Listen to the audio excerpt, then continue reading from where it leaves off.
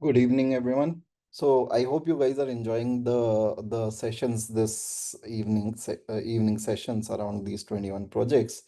Today we are going to start with generative AI, and then we'll have four projects around Gen AI, and then three projects around Agent AI. So I just wanted to ask again. I hope you guys are, uh, enjoying these sessions, learning from these sessions. I know I started a bit early, so what we'll do is I'll talk a bit about myself whilst the other folks come. Okay. So, my hi guys, my name is Sampurn Ratan Jain. I've been a data scientist since 2015. Back then, there was not even a job called data scientist in India.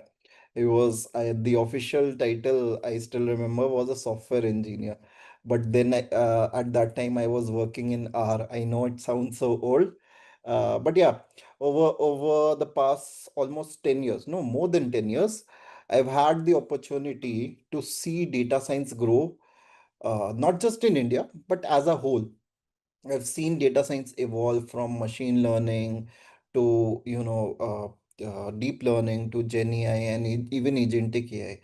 I've seen how it used to be so difficult to build a model, and nowadays it's just a few measly lines in sklearn or LangChain or PyTorch. It's much more fun. It allows us to basically not get into the complexities of you know of the model themselves. But I hope you guys realize that if you are looking for a data science job, you will have to get into these complexities someday or the other, right? So how many of you have at least uh, heard of me? Sorry. I hope all of us were in the orientation session. That is where you must have first seen me, right? Good, good. So uh, the point, so one question I keep getting asked is that why did I switch from an industry to where there was active development, active, yes, anime fan, yes. So where there was active development, active, growth in terms of agentic AI, active learning. Uh, why did I switch from that to this? So one thing that I found, I think whenever I try to answer that, when I always say that the wins as a teacher are much greater as a developer, in my opinion. So, having said that, let's start today's session. So, how many of you have heard of SQL?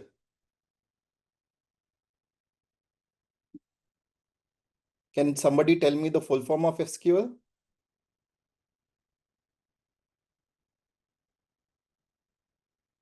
Structured Query Language. And you know what's the most amazing thing about SQL is that it is just a language. And having said that, let's start. I'll be sharing my screen and I would like you guys to tell me if the zoom is adequate. Can you guys read what is there on the screen? Okay. So, uh, ultimately, with the advent of Gen AI, people started questioning, why do I need SQL? Can I not speak in English and get an answer? Because what would happen is that say there's a business person who does not understand SQL, and obviously it's not his job to learn SQL. This business person wants some sort of data, some sort of report, some sort of change in a dashboard. He or she will first have to explain it to a technical person. The technical person may get it right the first time or may not get it right, right? And then the technical person will implement it. Then there will be some testing. Then there will be some deployments. This is a very, very large cycle. So this is where a very amazing project came into picture, text to SQL. Sometimes it's written like this, sometimes it's written like text to with the two, right? And sometimes it's said to be natural language to SQL generator. Okay. So this is the primary ask, that can I talk to my data directly? Can I talk to my data without involving the technical person, without involving a months long cycle? Now, like I said, this is where can you so Adiba, you didn't miss anything. It's okay. I was just explaining. Did class start before 8 p.m.? No, the class didn't start. I was just introducing myself. I hope that's okay. I started before, but yeah, I didn't start the class. Okay. So, as I was saying, that bridging this gap between human language and data, not just data, in fact, not just data, but databases. This is where text to SQL comes into play. And do you guys remember when I asked you what is the full form of SQL? It's structured query language. And we need to remember that it is a language, right? So think about translation models. I know I'm going on a bit of a tangent, but think about translation models. What do they do? They just translate English language to any other language, or one language to other, right? Think about Google Translate. So if you have English language as your source, you can pass it through Google Translate and you will get French if that's your target language. Simple, right? Everybody understood that? Okay. Now, remember that SQL is just another language. What is stopping me from creating a translation model that converts English to structured query language? Does that make sense to you guys? So again, remember, and this is not just true for SQL. At the end of the day, any programming language that you are writing in, whether that be Python, Julia, Scala, R, anything, right? You are ultimately creating instructions that in your mind, at least, you must be starting with English, Hindi, some native language, right? And then you're converting it into code. Here the translation model is your brain, right? Even if you sit down to write SQL, structured query language, SQL queries, your brain will be translating what you want from your native language. Maybe it may be English, it may be Hindi, and then to SQL, right? Does that make sense? Okay. Yes, every language will have its own grammar and rules, but the translation model is supposed to take care of those, right? Okay. So, how does a text to SQL translation engine work? Okay. So the first thing is that they have to identify the intent of the text. So obviously, first you will pass in some English text, right? Most SQL language translators, they still work with English. Sadly, there are some that are trying to work in multiple languages, but right now they are the most accurate ones. They work only in English, right? So if you say, can somebody give me a sample English statement that can be converted into a SQL query?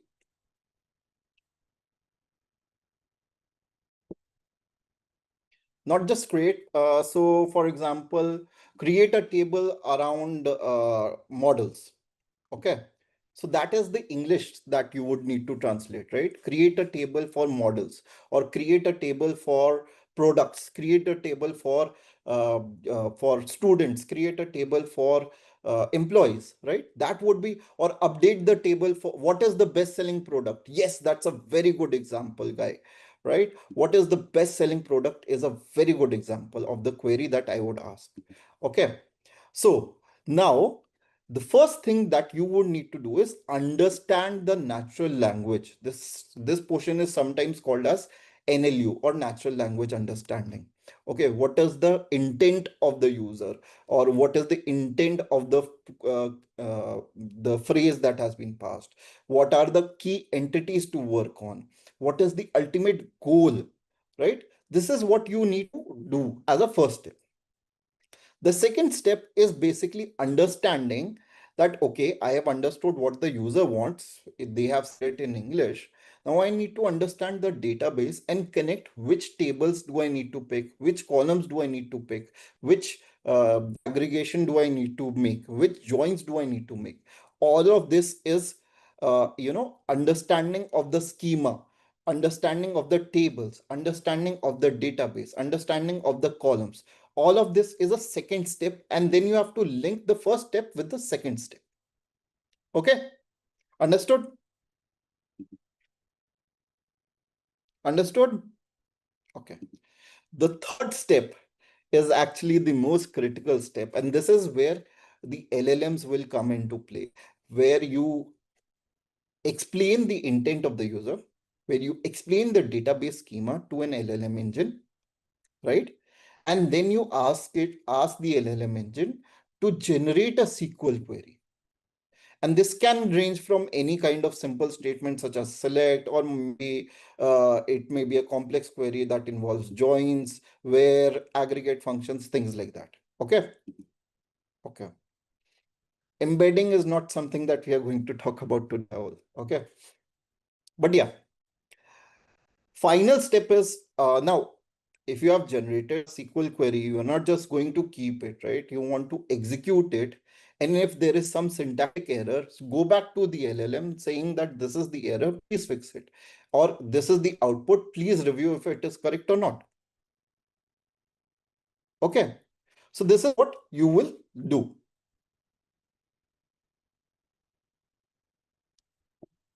Okay. Is this understood? This is a very high level flow and very high level understanding. It's sometimes called as a 30,000 feet view in business terms. But I hope everybody understood this. Can you just write understood in the chat? For those who are late, it's perfectly fine. You will understand from the next few things. Okay. Okay. Okay. So everybody understood this. Good. Okay. So obviously we can talk about the key application use cases. It's obviously business intelligence and analytics for non-tech professionals, data exploration. There are many, many, many use cases. I could have written, 20 more, but definitely go through this when I share the notebook with you guys. Okay. Okay. Now, what are the advantages and challenges? We all know there is increased accessibility, the efficiency of the entire data retrieval and report generation process is increased because there is no middleman, there is no tech person, right? And obviously, there's a reduced reliance on technical experts, right? Now, what are the challenges? Well, think about this. Even if what is regex? We have not talked about regex. Yeah. So even if you know, I try to be as clear as possible and I frame a sentence, well, so there are about 200 people, 300 people in the chat. Will all 300 people get it?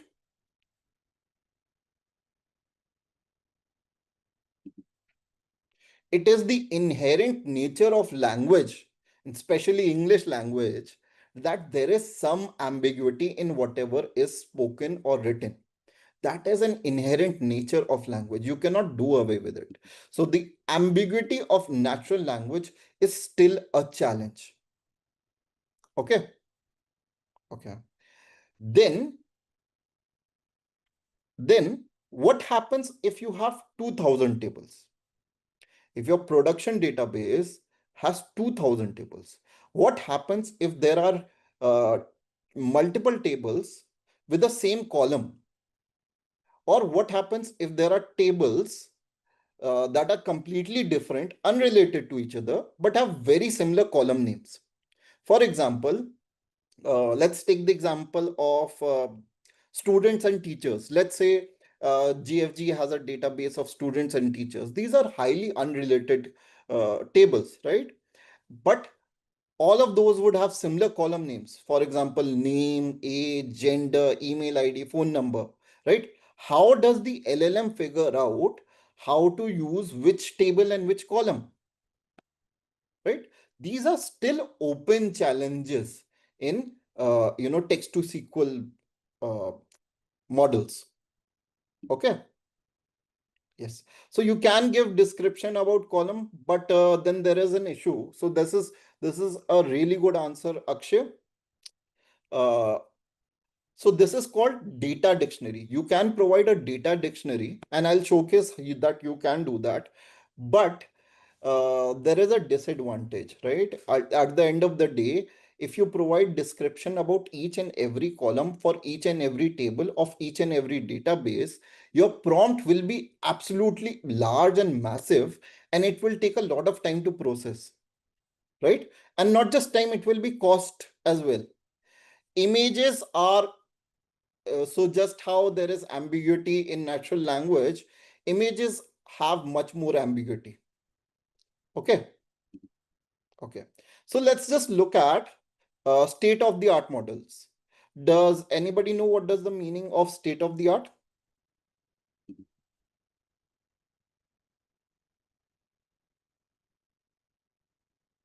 Okay. So state of the art is the best performing model for a particular problem statement. And text to SQL is such a massive problem statement that there are specific models that focus on just text to SQL models, on just text to SQL modeling. Okay, so this is what state of the art means, and there are many, many, many such problem statements. In fact, let me just go on a tangent and let's just open this papers with code. Okay. Oh, okay. So papers with code is down. So there's a repository called Papers with Code, and it contains all of the state-of-the-art models. And for some reason, it's down.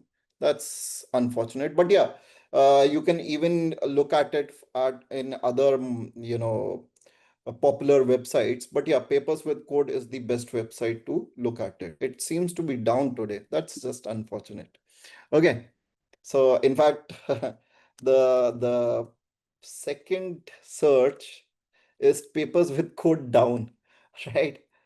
Okay, that's just disheartening. It's okay. If it goes up, definitely look at it.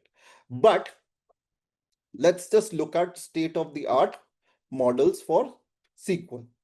In fact, there are specific data sets that allow that you need to work on that these data sets contain all kinds of variations, all kinds of complex edge cases around text to SQL, right? And the models are evaluated on these data sets.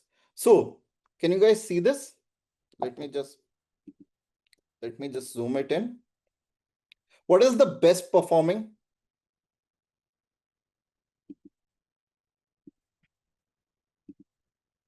What is the best performing model?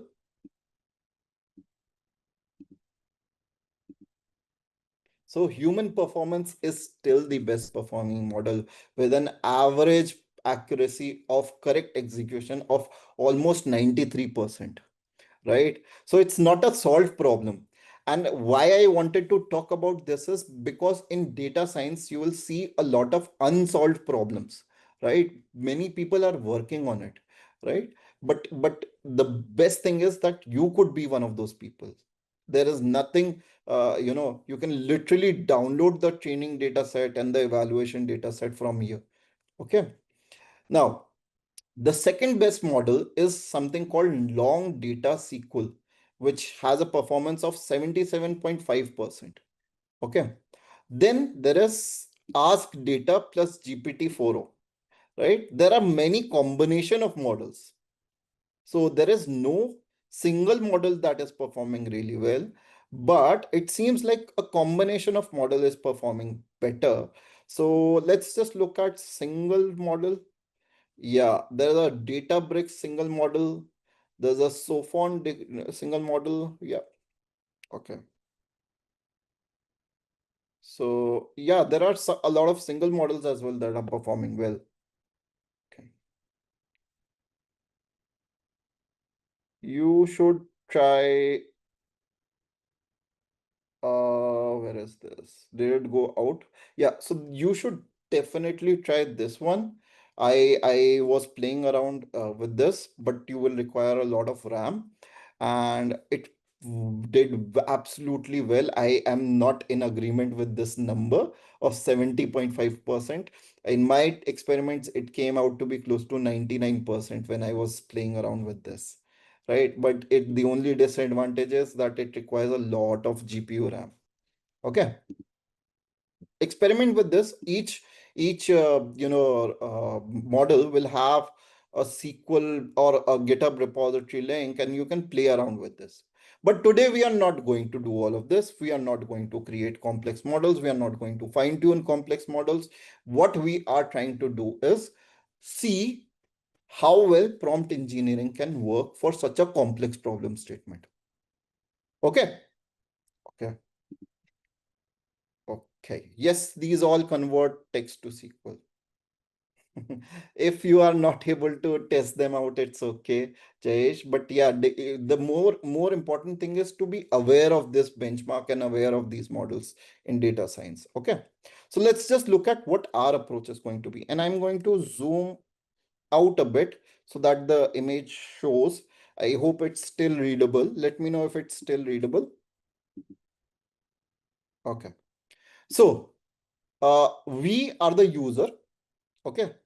We will pass on an English query, plain English query. Okay. And then what we will do is we'll send this query to an LLM. And you guys must be thinking, oh, how can I get access to an LLM? I'll teach you that. It will be free and it will be amazing. Okay.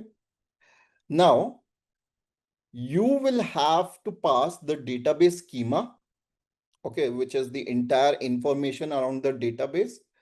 Will be a massive prompt that explains what to do. This basically, it takes these 4 steps and details out what to do.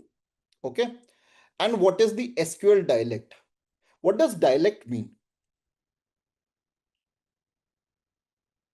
I'm not asking for SQL dialect.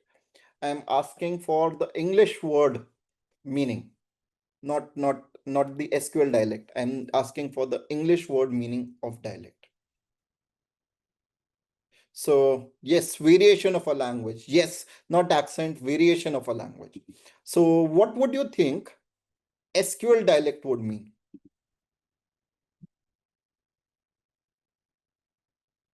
Any guesses? Uh, no.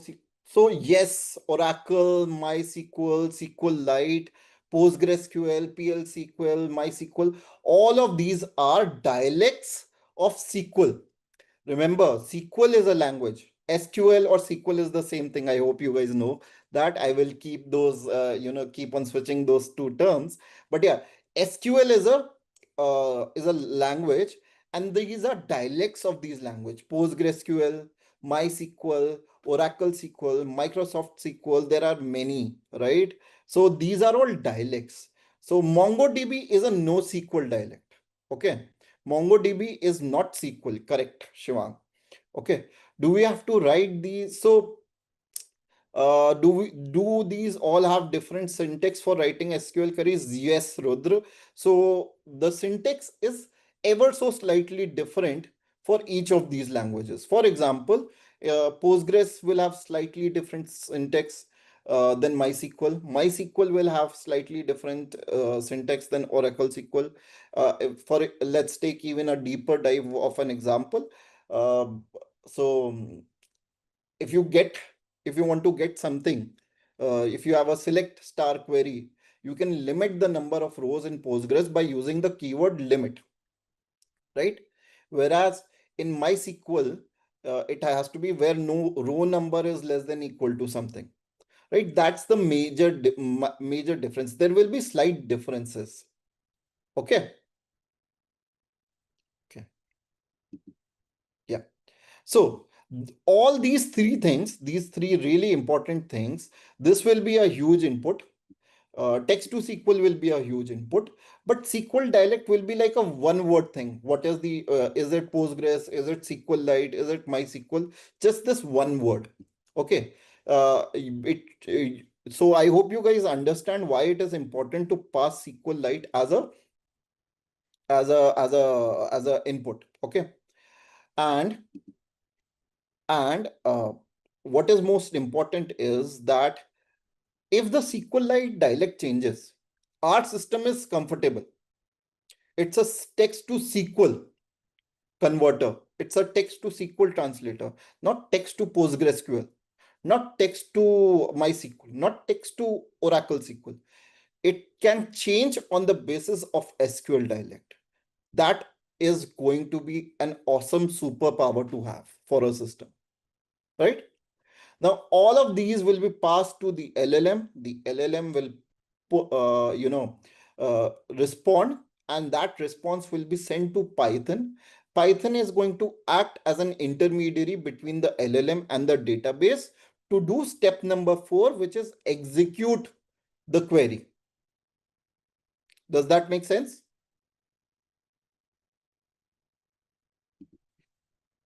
Okay, I'll repeat again. So once we have all of the inputs, again, technically the English query provided by the user, which is us, is an input as well.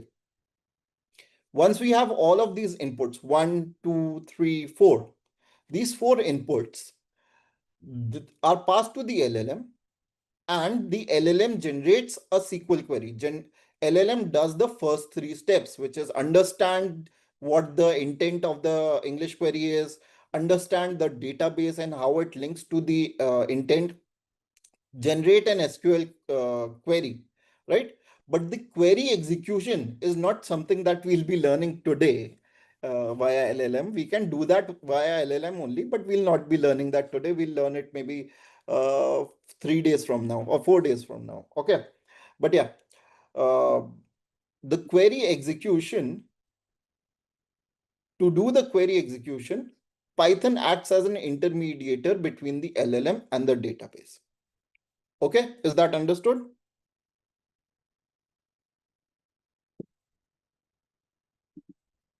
Okay.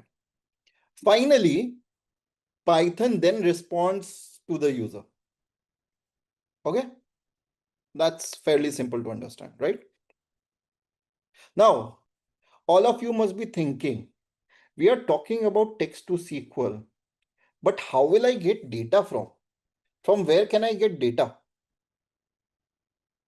Did anybody think about that? Database, yes, but database, even in a database, there's no, you know, already created database for you, and these the bird based databases are, petabytes of database. How do you use those? I don't think you will be able to use those in a very simple manner, right? So what do we do then? We can use internet based data. We need to fine tune it. We don't need to fine tune it. We don't. Okay, so everybody needs to understand this. In data science, data comes before the science. If you don't have data, don't work on the science. Okay. So any guesses as to how can we get the data? How can we collect the data? How can we scrape the data? How can we, get the data? Okay. How about, can we use synthetic data? Yes, Ajay, good. Can we get synthetic data? But then how do we do synthetic data? I mean, I don't want to learn another thing to, generate synthetic data. Well, this is where I'm going to talk to you about, guys, about a tool called Mokro. I'll just change this. Yeah. Okay. So everybody can see this page.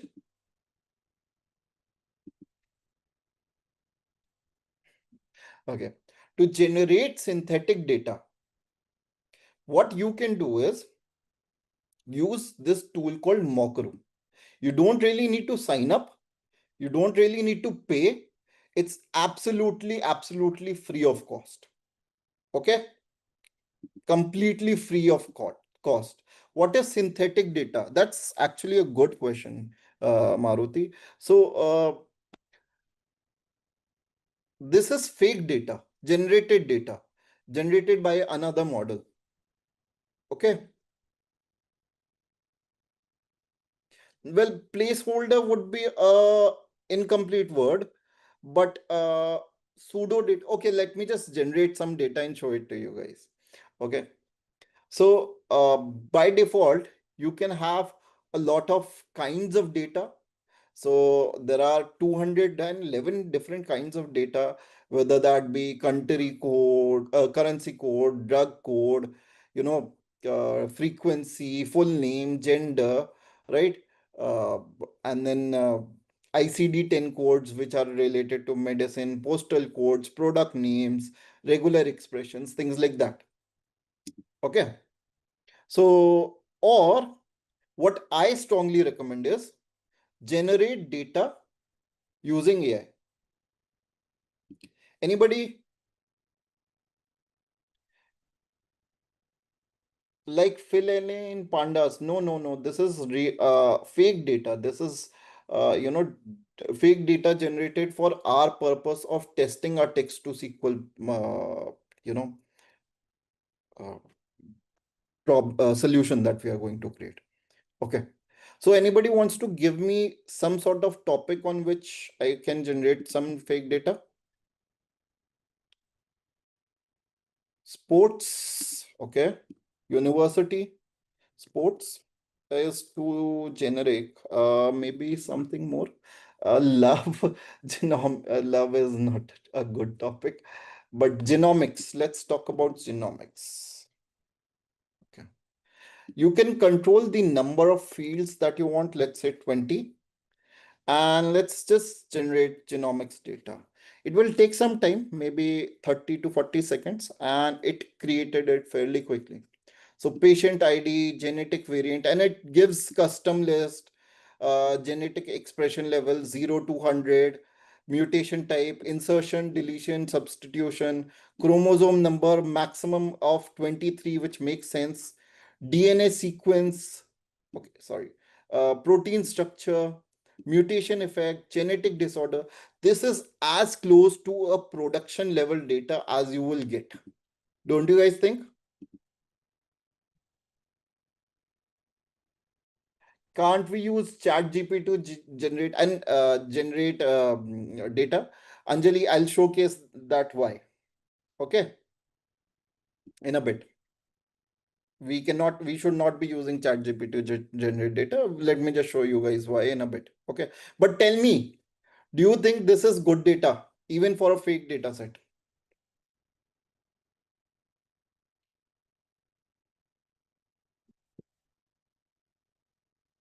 Okay, so let's just do another, because this is a field that I don't really personally understand. Maybe let's just take a very simple employees table. Would you guys be okay with that? Stock market or e-commerce? E-commerce, actually, I don't want to take e-commerce because I will show that I have done e-commerce already. Okay. So other than e-commerce, let's just hotel or student, psychology, anime characters. Okay. Airlines is a good topic. I like airlines. Flight, uh, flights and airlines. All actually just flight logs.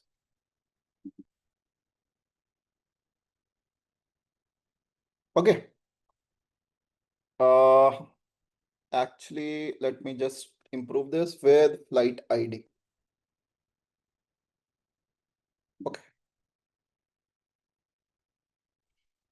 Okay. So flight ID, flight number, airline name, uh, a departure airport, arrival airport, departure time, arrival time, duration hours, distance miles, passenger count. Feels like a really amazing data set. Okay. So let me just, another thing, you can choose like multiple kinds of, you know, data outputs. So let me just download it as a CSV. I can do up to 1,000 rows. So I'll generate it and I'll allow this. And I'll have to stop my screen share and share the entire screen. Just give me a second.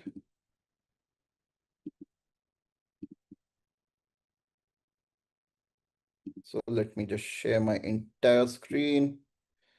And yeah, that was actually pretty quick in my opinion as well. And let me just try to open this. Yeah. So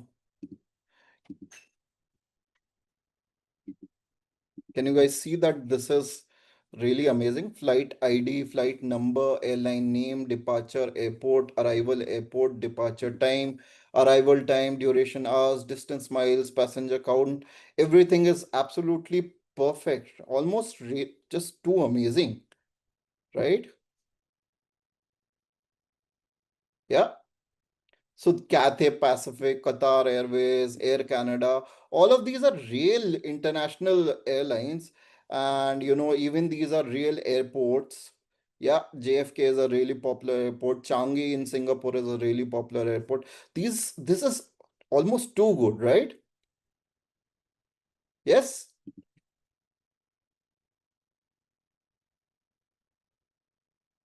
Yes, chalo, good. Now, what should I do next? Okay, so let me just delete this. Okay. And I will just do save as this was flight logs. Okay, and just do save.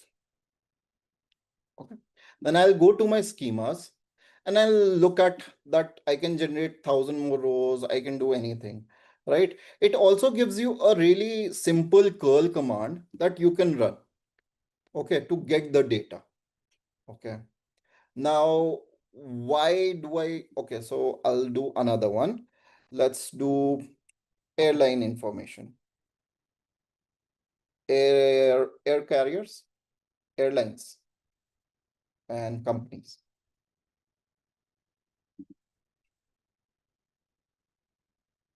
Okay, so what I'll do is I'll do this data set column and I'll select a data set. Oh, I did not create this as a data set. So just a minute. I'll create this as a data set and it will take some time. I know these are a lot of steps, but once you get used to it, it will be fairly quick. Okay. Now I'll just create another airlines companies.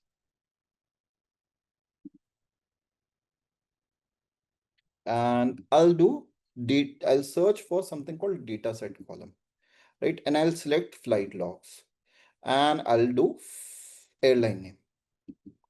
Okay. And now, do you guys see what happened?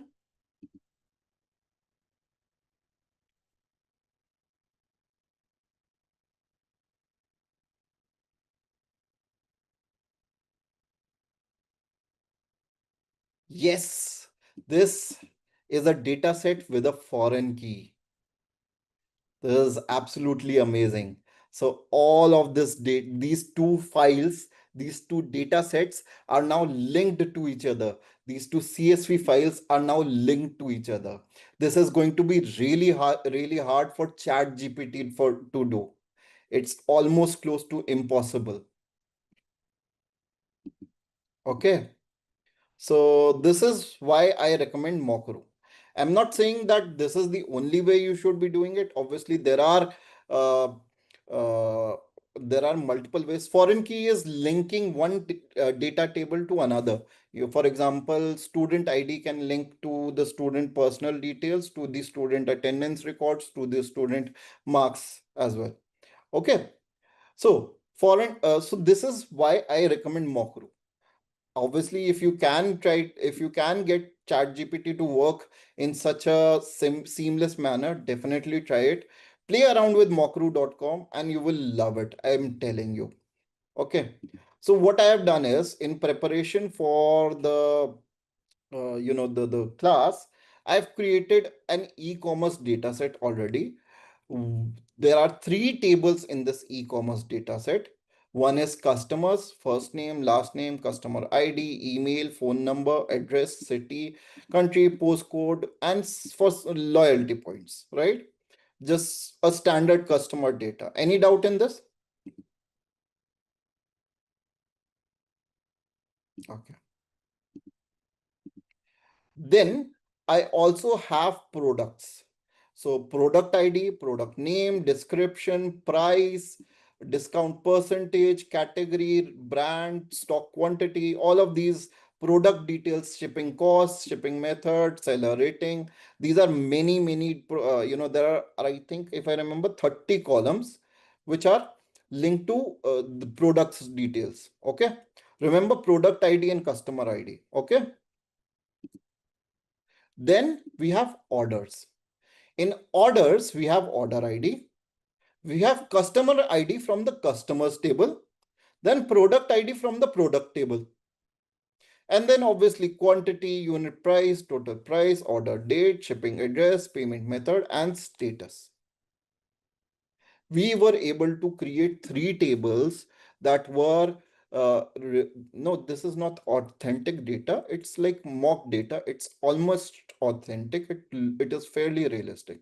We were able to create an orders table that uses this information of customers table and product table that we were creating. If you are able to get ChatGPT to do this, please try to do so. Definitely feel free to do it. If you think Mokru is a bit too complex, definitely try to do this. Okay. And remember that you can always share this URL with anybody and everybody.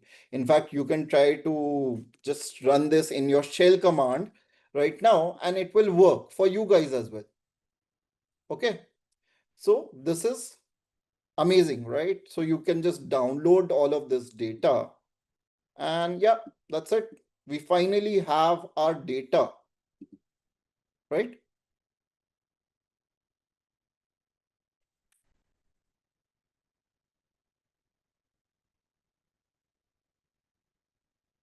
What is the input data, sir? What does that mean?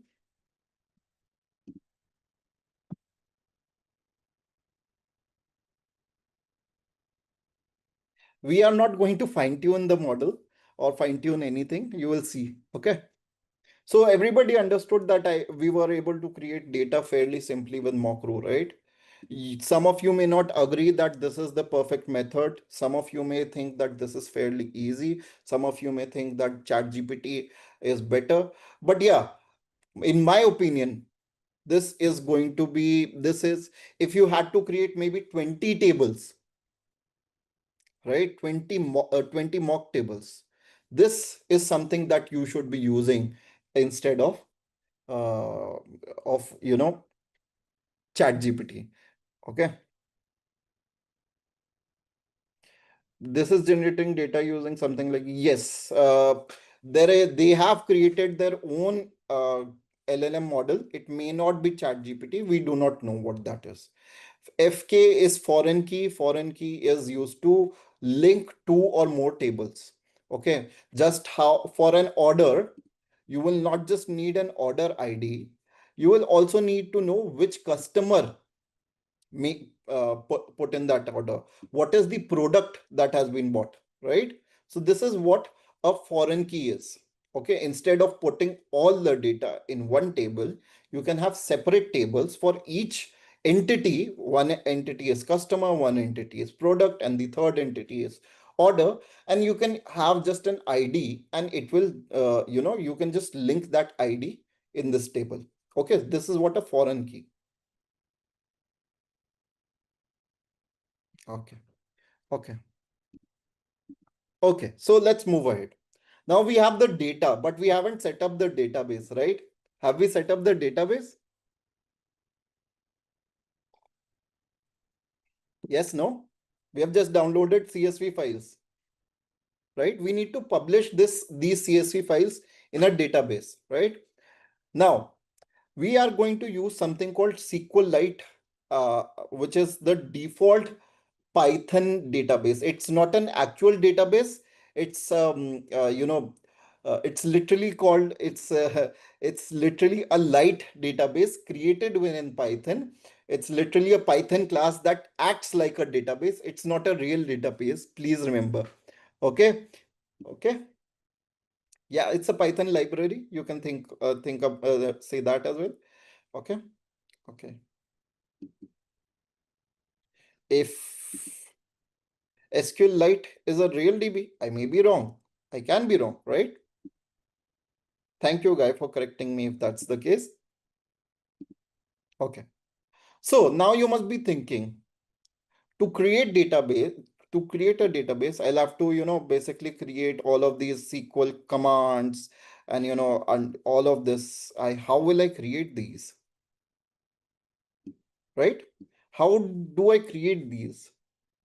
I will have to learn SQL to create these, right? But I don't want to learn SQL. What I'll do is I'll go to Mokru. I'll change this to SQL, and I'll just include in just tick mark on the include create table, and I'll just generate data. And instead of mock data, let's just call it orders SQL data.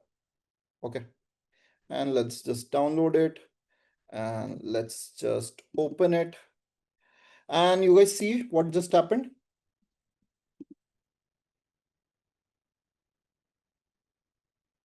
So it gave us this create table command. And I can literally ignore the one row that I created to download the data, because you cannot do zero. Can you do zero? If you're able to, no, no. So you have to do at least one. Okay. So I was able to I can just copy this and paste this over here. I think this was orders, right? Yeah, orders. And yeah, I can just copy paste this over here, and it instead of orders SQL data, it will be orders, right? I should have named it orders only rather than orders SQL data, something like that. That's handy, right? I don't really need to you know uh, learn SQL, but I still would need to understand that that SQL tables are created and there is a create table command, right? I might not need to learn SQL, but I would still have to understand these, right? Within schema, can we increase or decrease the columns? Yes, you can actually. So let's just go to orders, and let's just add another field, and instead of status, but you cannot, generate additional columns using AI. Then you will have to do it manually, right? It will be, let's say this. Okay. No need to learn SQL now. No, there is still need to learn SQL. If you remember, the best performing model is still human. The human brain is still the best performing model, and by a large factor, right? 93% to 77.5% is a huge delta, right? So I just created all of these schemas and just copy pasted them as multi-line strings. I hope you guys know that in Python, triple quotes denotes multi-line strings. Okay. Okay.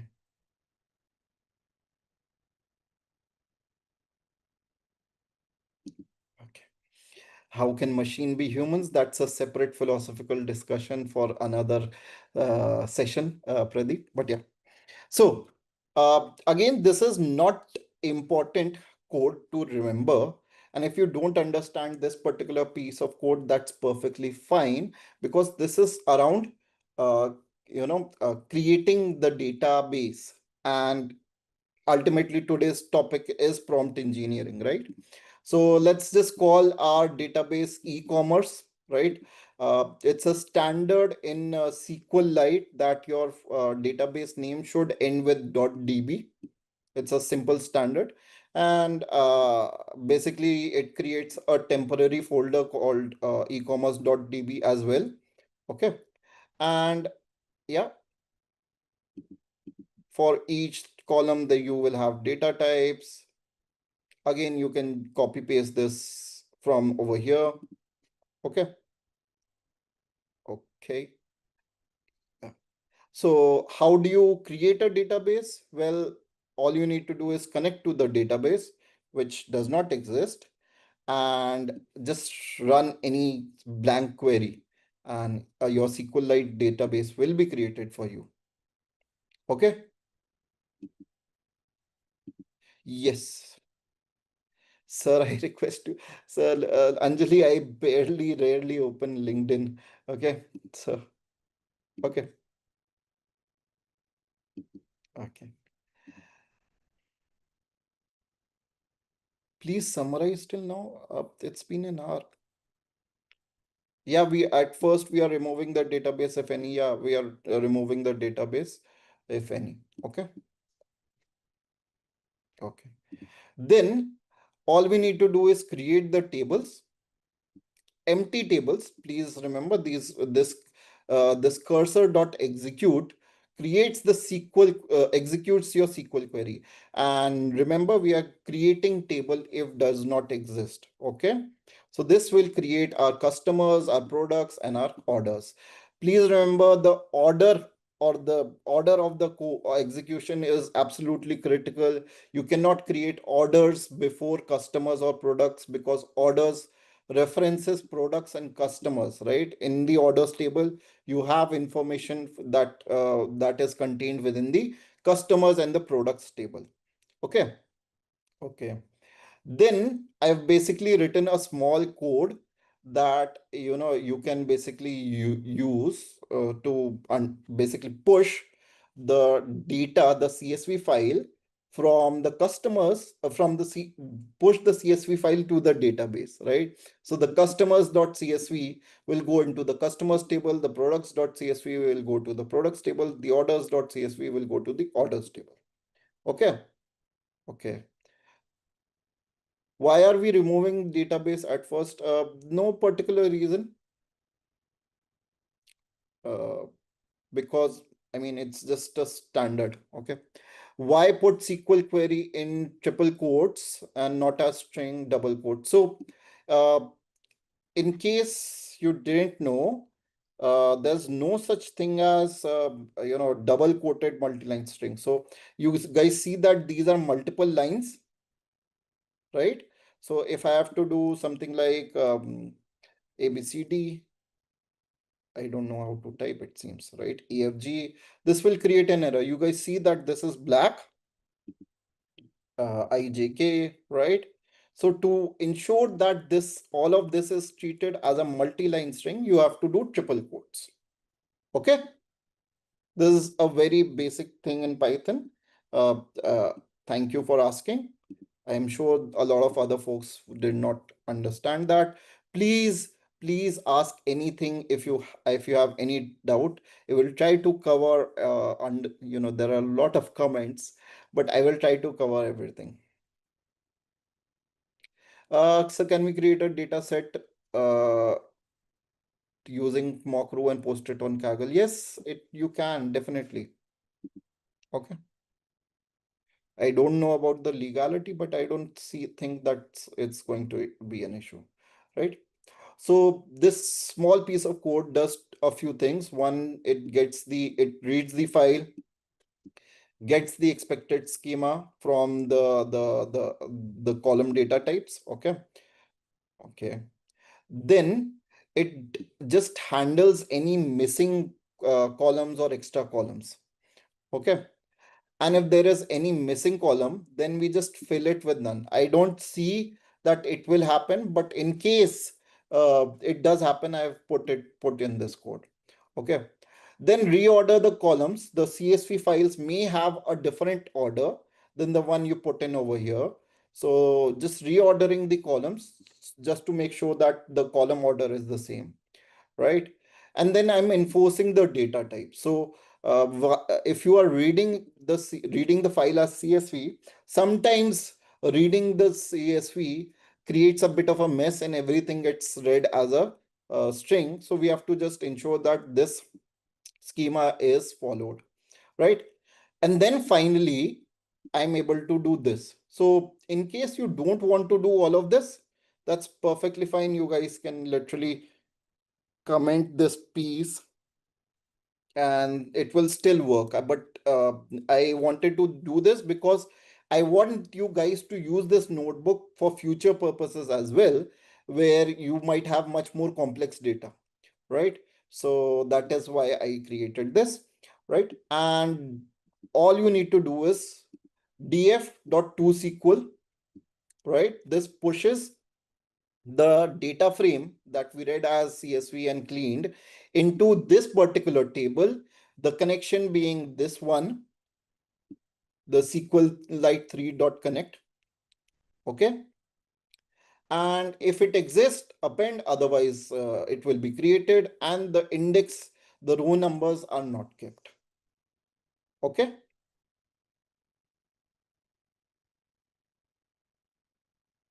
Okay. Can you, so how many of you didn't understand? Okay. So what we'll do, we'll first understand the SQL part, and then we'll talk about the data cleaning part. So we could have exported it as SQL as well, but I do not like doing that because it creates some issues. Let's not talk about those today, but yeah. So let's talk about the SQLite code first, and then can you turn off dark mode? What dark mode? Where is the dark mode? Turn on the dark mode. Uh, do I really have to? I really don't like it. Okay. Okay. So I'll just continue. There are conflicting opinions, so I'll take my opinion and I'll continue. Okay. Okay. Okay. So let's just talk about the SQLite commands. Everybody understood that we are creating a DB. The name of the DB is e-commerce, right? And it is a SQLite standard to end your database name with .db. Everybody understood this? Yes, no? Yes. Okay. Then how do we connect or create a database? Well, there's no explicit, there is, but I didn't use it. There are explicit ways to create databases as well. But what I did was I said connect to this database, which does not exist right now, and execute an empty query, basically. If you try to do that, your database will be automatically created. So basically SQLite does this. If your database does not exist, it will create it for you. Understood? Okay. Then, so remember we defined all of the the schemas for all of the tables, create table commands from the mock data that we were downloading, right? Now, remember, this is a new database. These tables don't exist right now. So we'll have to create these tables. So how do we create these tables? We create these tables using the execute command. Now, this execute command is not just for create tables. You can execute any kind of query with this execute command. But in this particular case, we are creating tables. First, we are creating the customers table, then we are creating the products table, and finally the orders table. Okay, understood? Yes, no? Okay, okay. Now, over here, I'm creating a dictionary. Now, over here, I'm creating a dictionary. This dictionary contains the CSV file name and the table name. The CSV file name and the table name, the CSV file name and the table name. One CSV file name for customers, table name for customers, product name, product CSV file name, product table name, order CSV file name, and orders table name. Cool. Now, why did I do that? So I did that because I wanted to execute a for loop, right? I did not want to, you know, so basically once I've created a table, I will then need to push data to that table, that the data that we have created. Yes, no? We'll have to push the data. Okay. To, but instead of, writing the separate data, push the data code for customers and then products and then orders, I just created this dictionary to run the code, write the code once, but in a for loop, right? So CSV file name, table file name in this dictionary. Understood? Okay. Okay. Then how do I push the data? I say data frame, the DF that I read over here. So obviously I'll have to read the CSV file, right? Using pd.read_CSV. I hope you guys remember this piece of code. Then basically let's ignore this portion of the code for now. Okay. Then we say that publish this data or push this data frame that we just read from the CSV file into this table. Now, table name for customers CSV file will be customers, right? And if the table already exists, don't overwrite the data, just append to the table. That's it. Is that understood? Yes, no? Okay. So basically, we understand how to push data to the table. We understand how to create a table. We understand how to create a database. We understand how to get the mock data. We understand how to create the mock data, right? So all of our data related things are now finally done. Okay. Okay. So should we move ahead?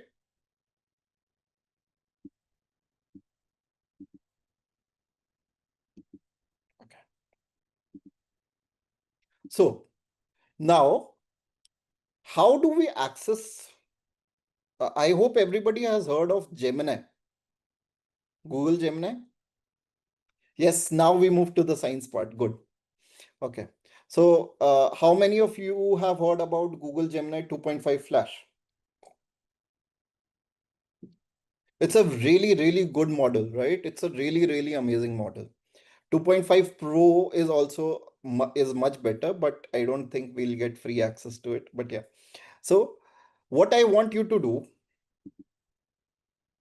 is go to this link.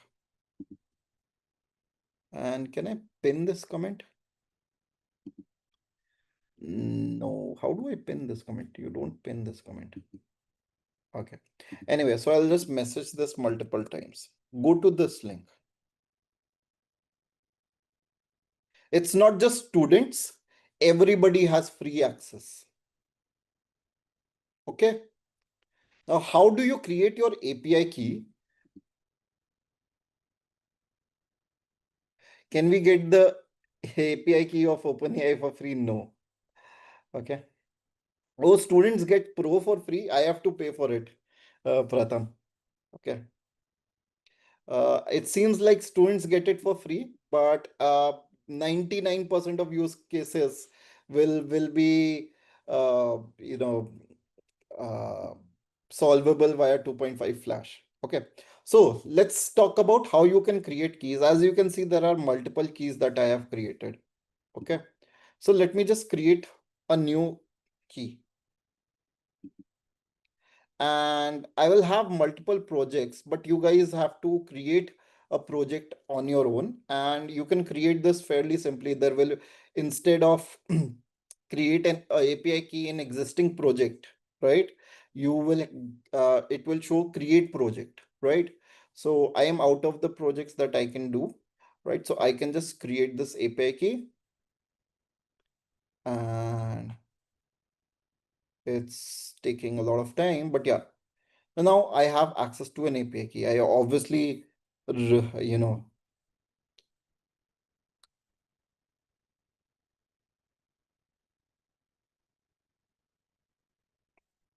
okay.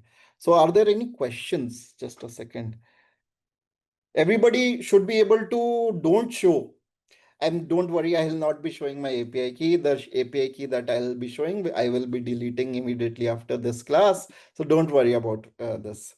Go to billing, yes, so that I can show you guys my credit card. Anyway, so let's just talk about free tier Google Gemini. And let's just Google it. Okay. So, in fact, let me just do one thing.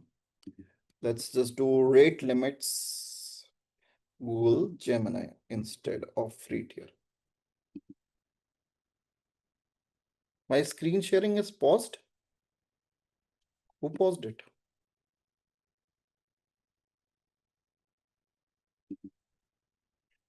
It's okay. It's okay. So for 2.5 Pro, you can use 250,000 tokens per day. But remember, 2.5 Pro uses like 10,000 or maybe even 20,000 tokens every other request, right? 2.5 Flash also has the same number of tokens, but it's absolutely amazingly much better and at, not using tokens. So you may be able to. So this will be, you guys will not need any other AI API, LLM API, because you will have access to 2.5 Flash, and it will be absolutely, absolutely, absolutely amazing, and it will be absolutely complete, right? Tokens means words. Okay. Okay. So yeah, per minute. Okay. So yeah. So there are limits and standard API. There will be upper limits, but it would be very, very rare for a student to hit that limit. Very rare. Very rare. We can also use Olama, yes. But now you guys see that for each, I can create multiple API keys. So even if you hit, the rate limits of one API key, you can use much more, many, many, many API keys, right? Or if you look at it, other than one, other than two, every other is free tier, right? I do pay for these, but let's ignore them. So yeah, I'll definitely not be showing those. But yeah, let's just, you will get such a API key, and I'll show this. It's okay. Okay. So you will get this API key, and you can just click on copy, and then I will just click on delete. Okay, so that you guys don't use my API key. Okay. Now, what you can do is add this API key to the secrets in Colab.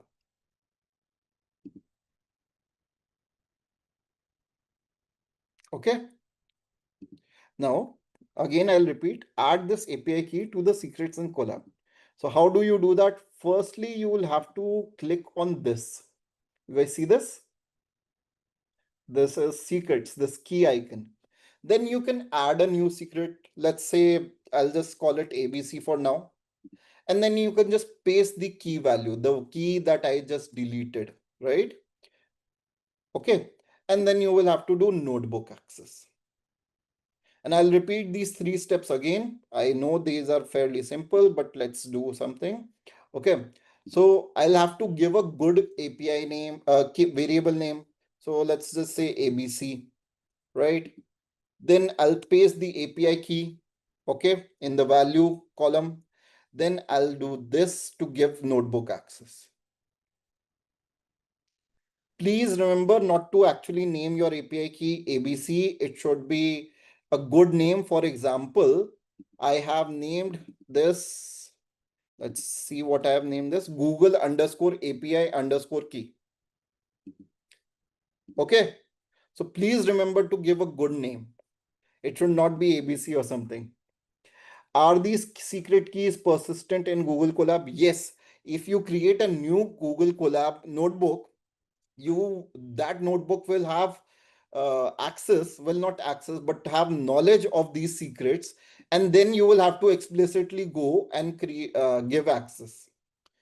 All notebooks that you create will have knowledge of these secrets, but not until and unless you explicitly provide access by clicking on this particular toggle switch. Okay, not a notebook cannot have access to this particular API key. Okay. .env is not something that you should use in the Google Colab environment, because it will be deleted, right? And Google Colab provides you a secrets, literally a space to save your secrets. This is why .env files are good standard code when you're working in .py files or Jupyter Notebook in your local, but not for Google Colab. Okay. Okay. So everybody now has access to Google's latest GenAI models, right? Isn't that amazing? I know you guys are a bit eager to play around and experiment with those those API keys, but I would strongly urge you guys to stay and listen to me, right? Okay. So to access Google GenAI, you have to literally just install a library called Google-GenAI. Okay. However, if I remember correctly, in literally the last release of Google Colab, I think it came yesterday itself, this library comes pre-installed. Okay. So you won't even have to run this particular line of code. Okay. Now, how do you access this secret? No, these notebooks are not, the secrets are not shared when you share a notebook. When you download these notebooks, does the secret come with it? No, it stays very strictly in this environment. Okay. Okay. It's like you're literally, if this gets shared, whenever you share, it defeats the purpose of security of secrets, right? Okay. So, Google-GenAI. From this particular library, you just from Google import GenAI. Okay. That's not much to talk about. Okay. Then to access secrets, yeah, again, remember this piece of code is only when you are working with Google Colab. To access secrets, you will have to do from Google Colab, import user data. Okay. Is that understood? This is only for Google Colab. Okay. Now let's just create a GenAI LLM API client. So how do you do that? Well, it's fairly simple. We imported geni.client, and then you have to just pass the API key. Remember, this is not a optional parameter. This is a named parameter, API underscore key in all lower characters. And you have to you can pass it like this, or you can store it in another variable and then get it. But again, it has to be passed in a secure manner, right? And now we can use Google's Gemini for whatever purpose we want. User data is again to access Google secrets, collab secrets. So user data dot get Google API key. Remember, we named this Google API key, Google underscore API underscore key. Okay. Okay. Are there any questions that I might have missed before I move ahead? Okay. Okay. So finally, last tangent before we finally move to text to SQL, let's learn about prompt engineering. Okay. I know this is, again, remember, this is not a text to SQL class. This was supposed to be a prompt engineering class, right? I hope you guys remember. I just am trying to, uh, cover a really interesting use case with prompt engineering. Okay. So, uh, I have written an article as well, and I'll share the link as well. It's in the notebook as well. But basically, there are a few certain components in a effective prompt. Prompt engineering is about creating effective prompts. Okay. So what I hope everybody knows what prompt engineering is. Okay, good. Okay. So the first component, and I'll just zoom a bit. The first component is the role or the persona that you want your LLM to take. So, for example, you are a senior technical support specialist. Now, why do you want to give your LLM a role? Well, basically, you are forcing the model to just focus on a particular section of the knowledge base it has. So let's say, remember, LLMs are trained on a variety of data, on a large amount of data. And by saying things like you are a senior technical support specialist, you are a senior, developer, senior architect, you're forcing it to just focus on the technical portion of its database. So whenever it gives you a response, it will give you a response through that specific lens of expertise, tone, and style. You're basically ensuring that your LLM has become domain specific.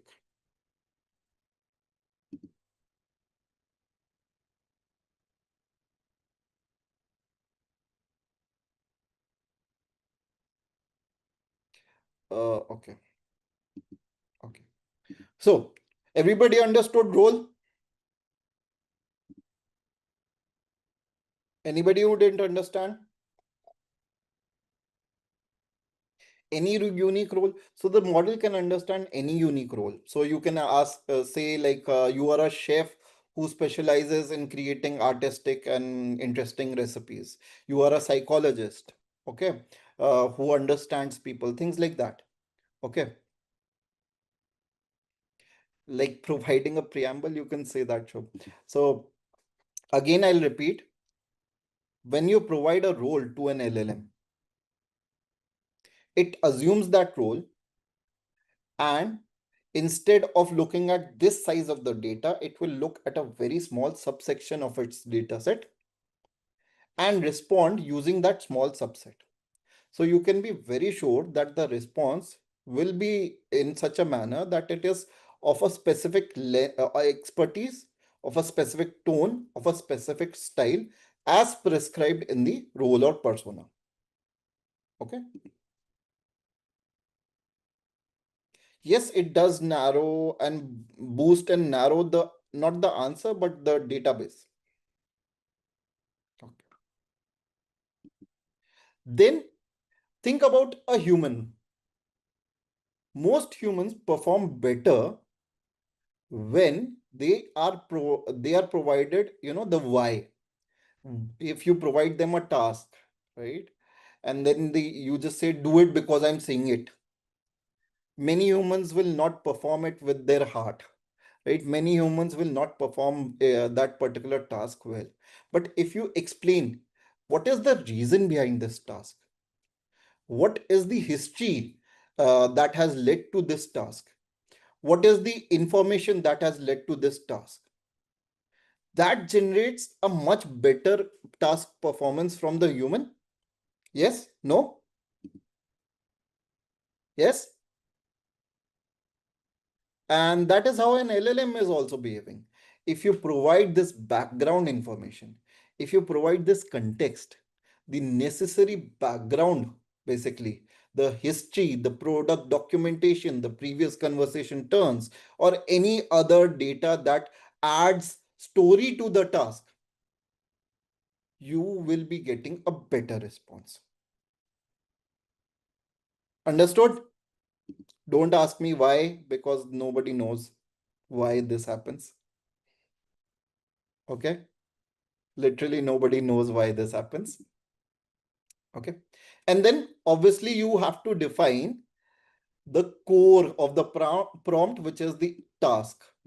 It's sometimes called the instruction directive. About the task, I will just say keep it less than 2-3 lines, and always use something called as direct action verb. Your sentence should start with, when your task should start with, analyze, summarize, generate, classify, categorize, run the code or something like that. Okay. It should start with a direct action verb. Is that understood?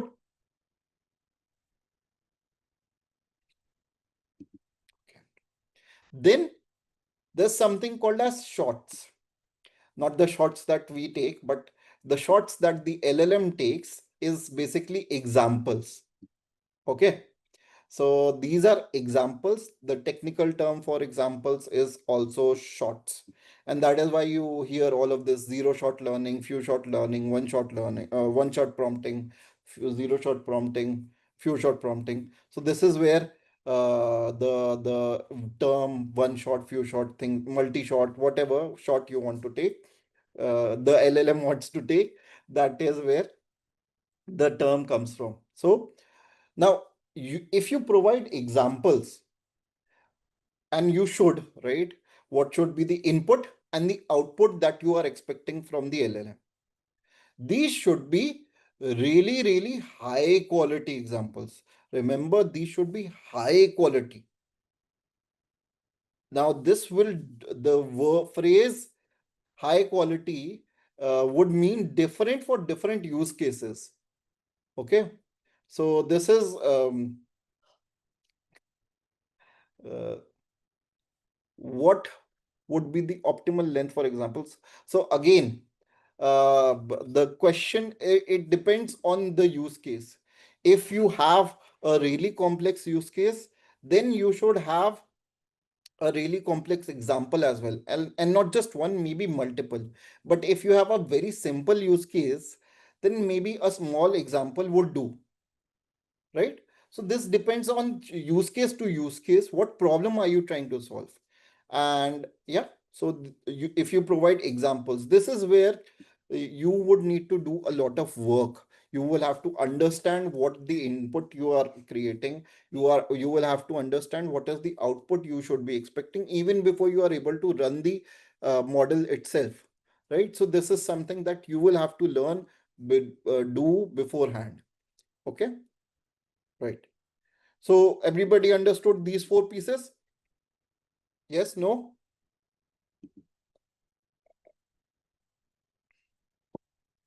not just the output, but the input as well. So you will have to give a complete example.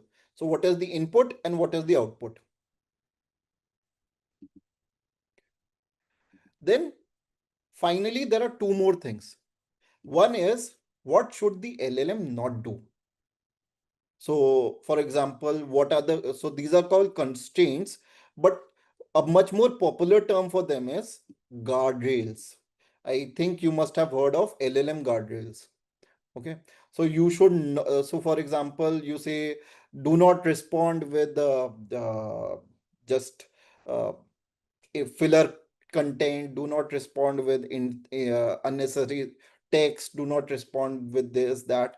Okay, the word not should be present when you are doing these things, when you are explaining constraints. Okay, guardrails are like fences. In case you didn't know, literally the word guardrails comes from guardrails. Not this guardrails. This is not something that you guys need to worry about. Uh, Guardrails. Why is this happening? And guardrails.com. Wow. Absolute wow. So I'll just do guardrails meaning. So you see them at the road, on roads, sometimes even on a train, or even anything that prevents people from falling off the edge. Okay, so this is where the this is where the term came from. Okay, now finally, if you can provide this in the out example, excellent. But you need to provide the output format and the structure. So should it be JSON, Markdown? What should it be? If you are able to provide it in the examples itself, nothing like it. Okay, understood? Yes, no?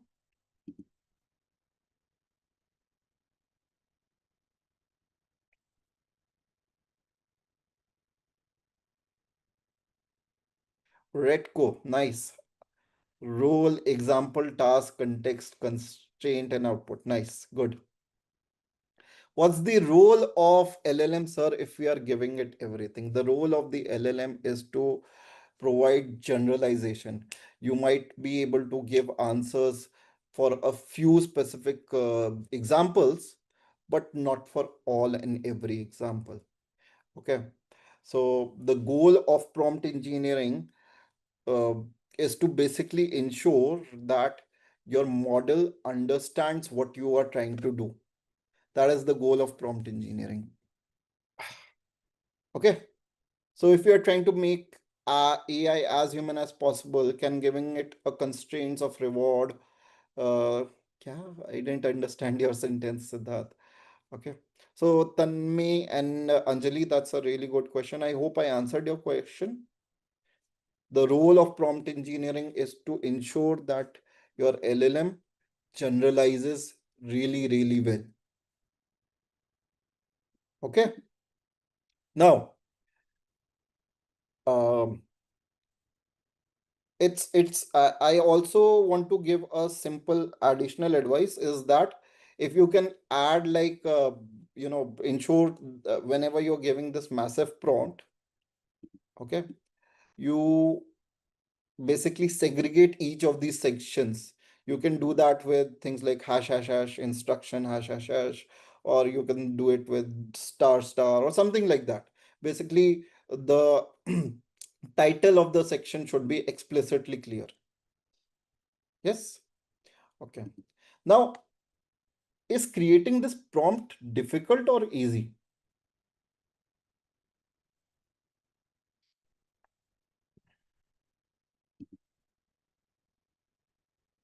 Easy as English. So, so creating all of these sections and this prompt is easy.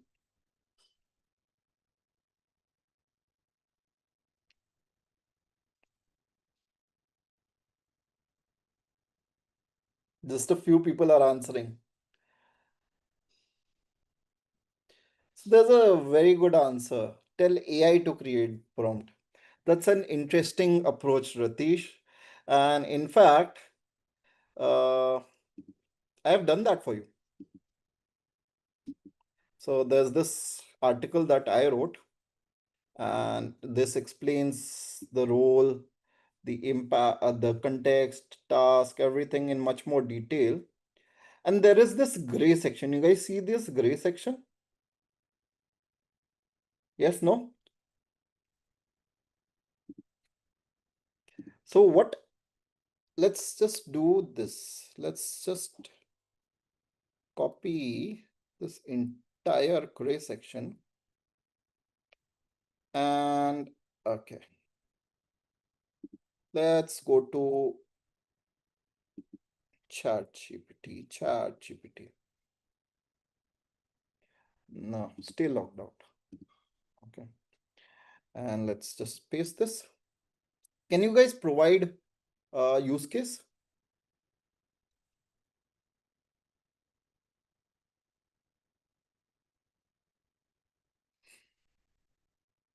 Some use case that you want to do, solve via prompt engineering? Data science, okay. So teach me data science. I want to learn data science. Cool. That's it. Okay. Okay. I'll do enter and it will generate a prompt for you. Just FYI, creating this prompt that creates your prompts. It took me like 2.5 weeks. So please appreciate it and use it. Okay.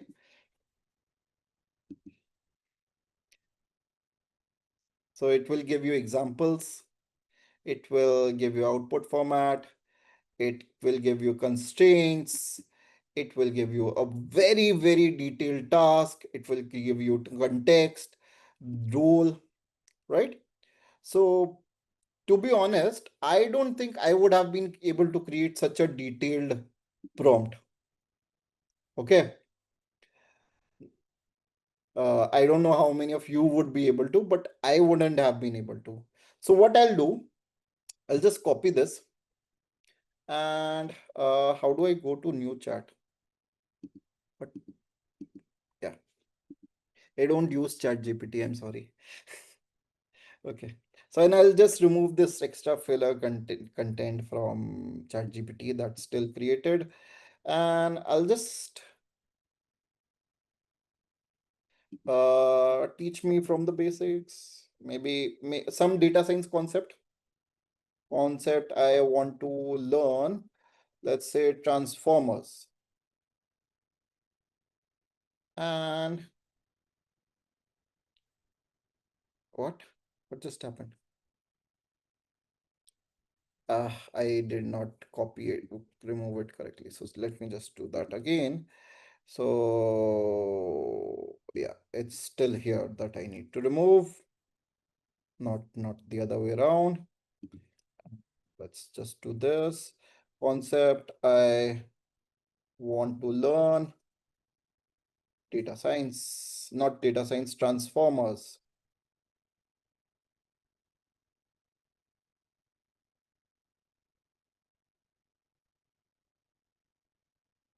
So it will literally talk about the roadmap.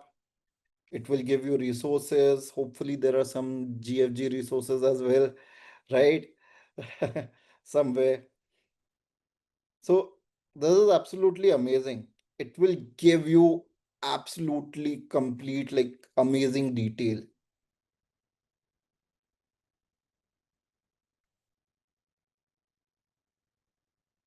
Isn't this amazing?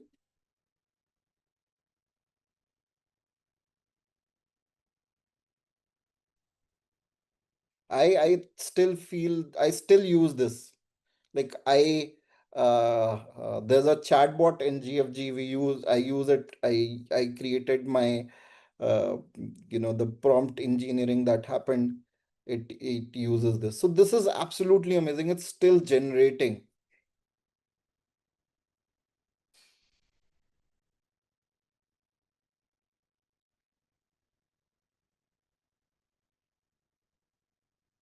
This is absolutely amazing, right?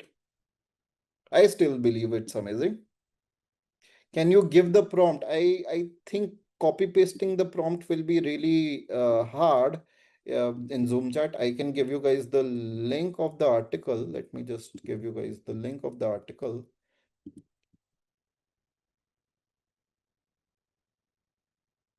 Can we bypass ChatGPT terms using these constraints so that I have no comment over it? You can try it, but don't use my name once you get caught doing that. Okay.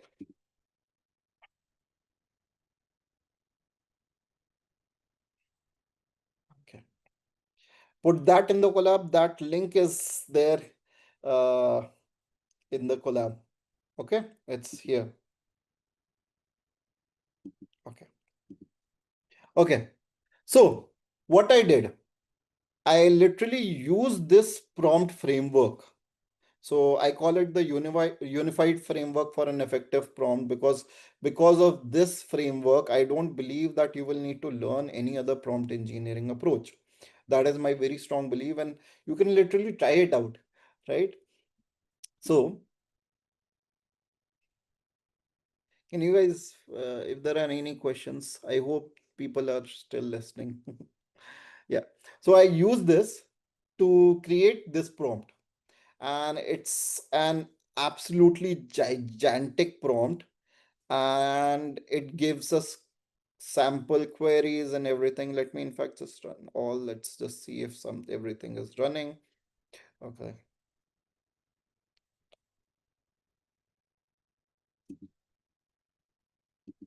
Okay. So let's just go through the role. You are an expert level, the prompt SQLite database engineer specializing in natural language to SQL translation. Your sole function is to convert user questions written in plain English into accurate, efficient, syntactically correct SQLite queries based on a fixed schema, right?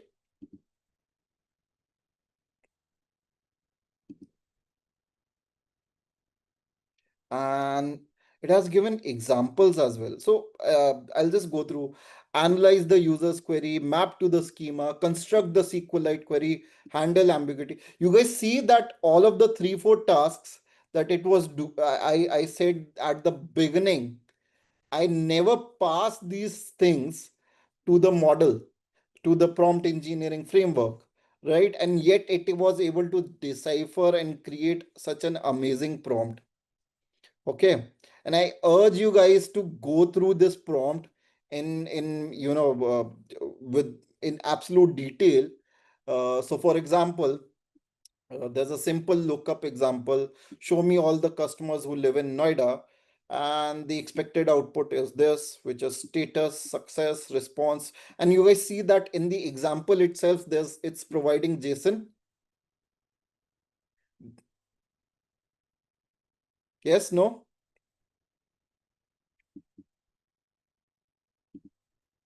Okay, good.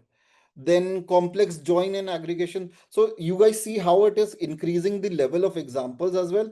What are the top 3 products with the highest total revenue? And it is creating a really long query, and it is saying descending limit 3 again. These are examples that I did not create. Okay. Ambiguous query, show me recent orders. So it will say clarification needed. Can you define what recent means? For example, in last 7 days, this month, or since August 2025. Impossible query, which warehouse has the most stock? Error, I cannot answer this question as database does not contain information about warehouses. So again, these are really amazing examples that cover a variety of data edge cases. I don't think I would have been able to provide this.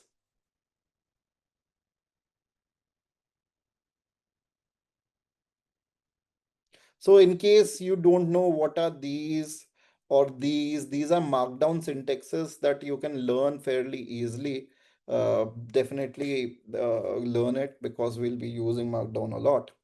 Okay, in fact, when I was using this chat GPT, and in fact, if I just do this, if I copy paste this, you see these are all markdown content, right? Okay, this is all gendered rendered as markdown. Okay. Okay. Output format, your final response must be a single JSON object with two keys, status, a string with three possible values, success, clarification needed, or error. If status is success, this will be a string containing this complete SQLite query. Again, absolutely amazing, right? How did you? Okay. Now, what I will do, I will use, first of all, I will, pass the prompt and the user query. Remember in the original diagram, we were passing the prompt and the database schema and the SQL dialect along with the user query, right? The user query is also being passed over here. Okay. We'll pass all of this. In case you don't know what f strings are, there is a small link that passes that explains what are f strings. So basically, here's the query in English that you need to work on, and the entire prompt and the query and everything, you need to pass this as contents. Okay. You can define the model, the one that you want to use. Gemini 2. I'm over here, I'm using Gemini 2.5 Flash, and you can say Gemini.client models generate content. Is that understood?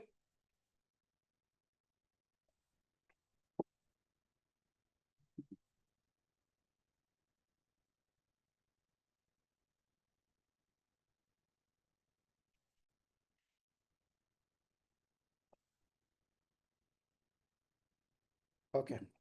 So we understand that we created a very massive prompt. Yes, no? Okay. We understand that the user will give a query in English. Yes, no? To the LLM, we'll have to send both the items. Yes? Okay. Now, to send things into the LLM or to basically invoke the LLM, there's a function called generate content. This function is within the GenAI client.models subpackage or the class. Okay. Generate content. This generate content, this generate content requires you to pass the model, the one that you want to play with. Yes, the prompt and the query. Yes. And the model you need to pass. It can be a string, it can be a variable, but you'll have to define it earlier. And then all of the contents. Now, these contents contain the prompt and the user query. Once you basically pass the contents to this model, it will generate a response. Is that understood?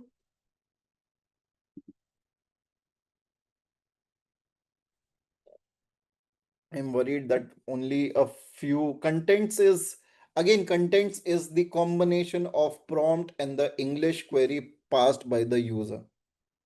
I'm worried that only a few people are saying yes, and I'm hoping that everybody is listening.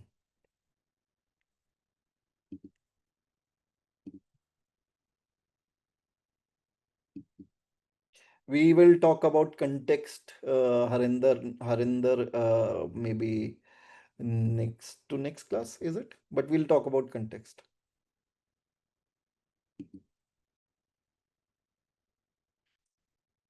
So we defined the SQL dialect over here.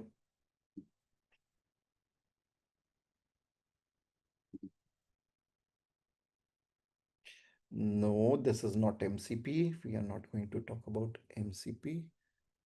Can you show the user query for a second? So the user query has not been initialized as of now.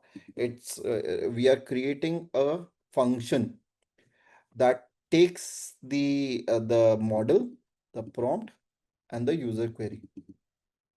Okay, it has not been defined as of now.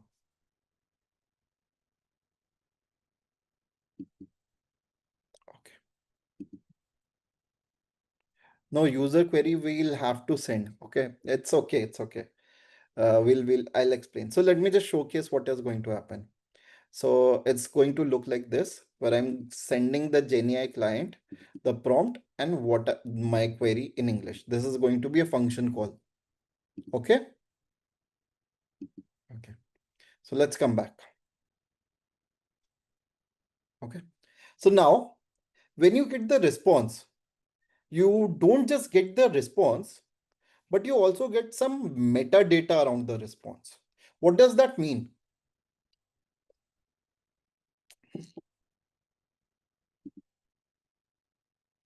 Related data, configuration. Yes, both of them are correct. Data about data. Yes, correct. So I urge you guys to do something like print a response and play around with it. Okay. But the most important metadata will be the token count. Any guesses why?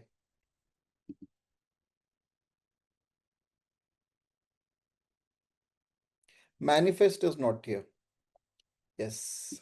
So if you remember the rate limits, or not the rate limits, the free tier. Let's just search for free tier again. And you see there's a charge by token. So it's per 1 million token, $1.25. It may seem small, but remember we are constructing a really large prompt. Okay. So what is the input token count? So remember there are three kinds of token counts.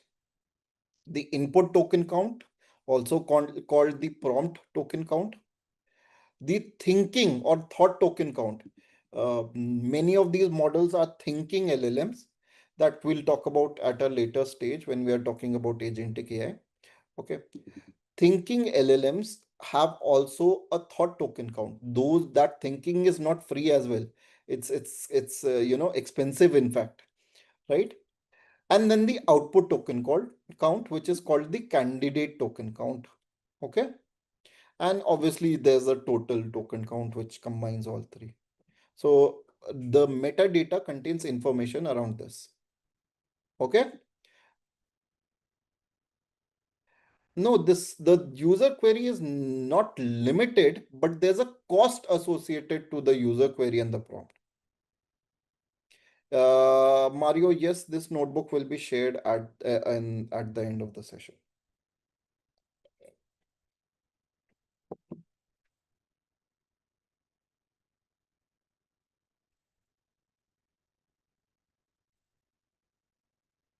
Okay. Any questions here? Let's just wait a minute for questions. My GitHub, I barely use GitHub, man.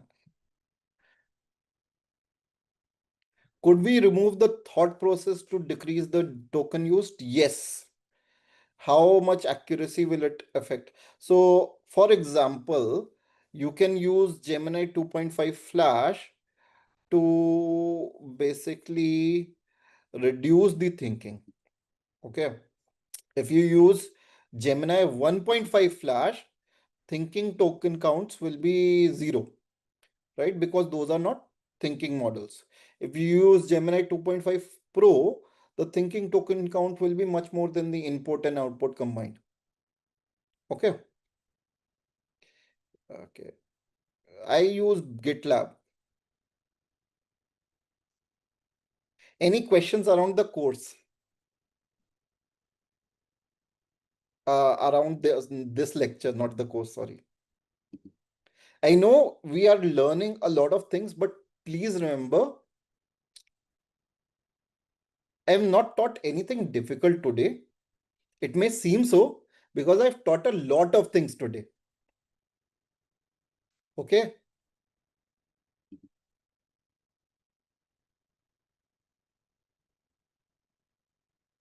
Okay. So we are not done yet.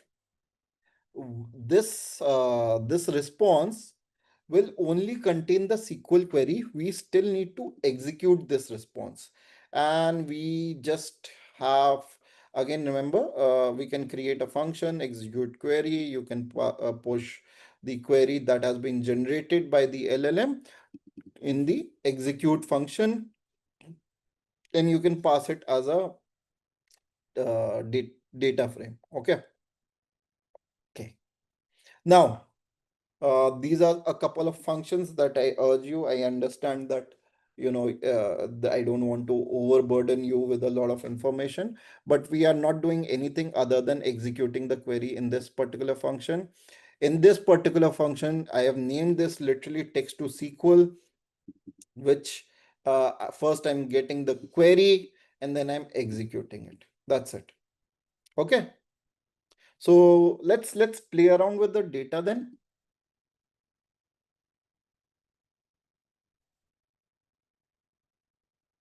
Anybody wants to, so let's play around with the query, with the data. So text to SQL, the client that we created, the prompt that we created, and the query that we have. So show me the order count by country. And you see this is the input token count. The prompt, remember, all the prompt is absolutely massive in tokens, right? The thinking token count was very little. The output token count was much less, right? And this is the query, and you can see that this is a bit complex query, but it worked really fine. Show me the order count by country. It seems to be working really well. It is the country and the order count. It has named the column as well as order count. Yeah. Anybody wants to like try a query? It's not showing in CSV format, it's showing in data frame format. So another query that I played around with was, what are my most popular products? And it understood what I meant. It understood what I'm trying to say. Okay. And it said product name and the total quantity sold. Let's just, can you guys, which country do I sell the most to? I think I took that up.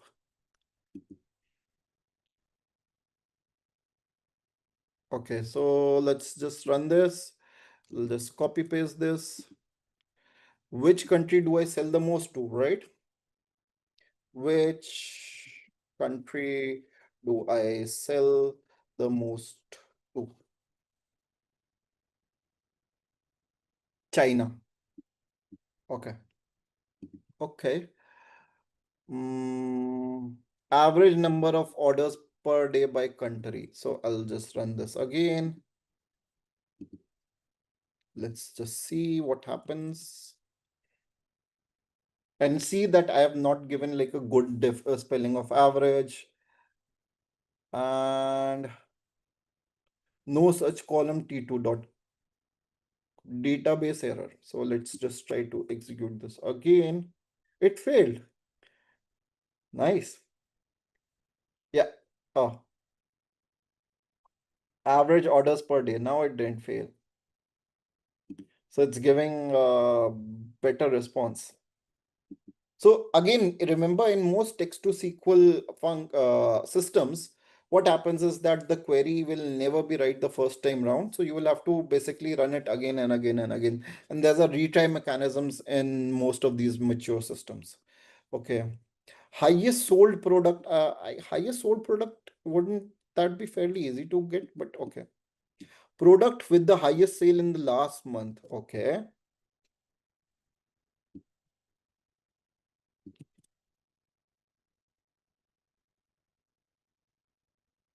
How will we verify this? You will have to do that manually.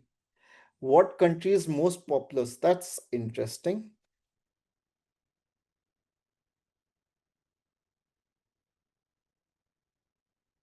It is not showing it for some reason. Huh? But query executed successfully, are I?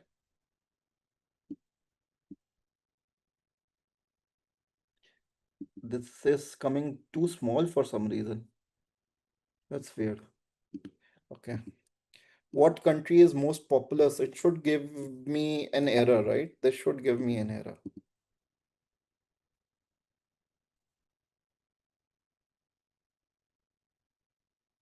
China by customer ID. That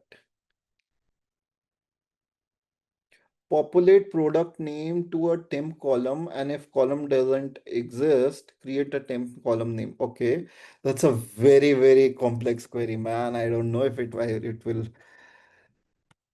do that. I cannot fulfill it involves creating or modifying columns. So chalo, good. Okay. Uh, they did not have the same value, so I'll just run this again. Average number of orders by country. There are so many chats.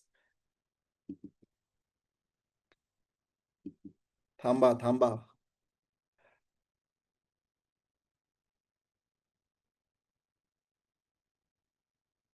Okay, so you guys see that this is not, you know, one for everyone. Okay.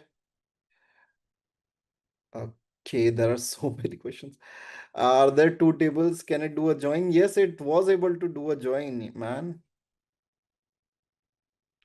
Join customers on, right? Doesn't give a proper result, I guess. I feel like it gave a proper result. Truncate the order tables. I think the prompt that we created, it showed that it is adding as a constraint not to provide not to update the data. Austria has the least sales, make typos knowingly. So let's see what happens. It's still executing perfectly fine. Okay, which country can you try DML commands? No, this is not. We will not do the things. Okay, rank the products. Okay, rank the products. I'll just copy paste this. This is fun. I mean, you can try to break it. Clarification needed. By quantity sold. Which country ranks in the middle? Arre, baap re, somebody is after the country, man.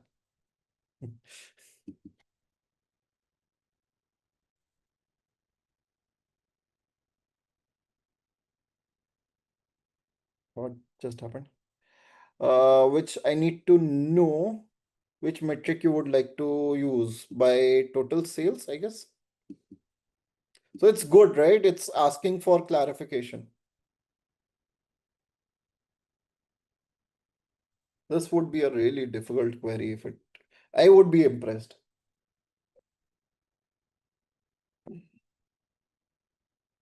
It's taking its time. We haven't seen this take so much long. Yeah. Oh, damn. This is a nice query. You guys see this absolute scary query?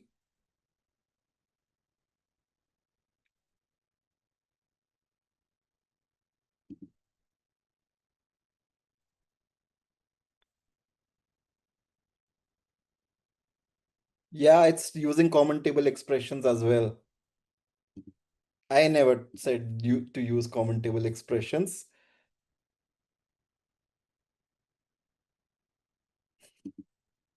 So somebody asked, what is the rank of India? What is the rank of India? What is the rank of India? But it gets by. I actually don't want to remove this, to be honest. Let's not remove this. And let's just open up a new cell. Okay. Which rank? Rank of India by total sales.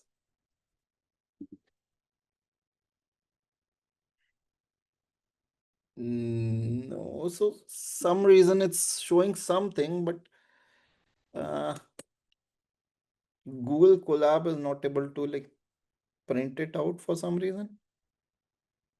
Rank and count of sales.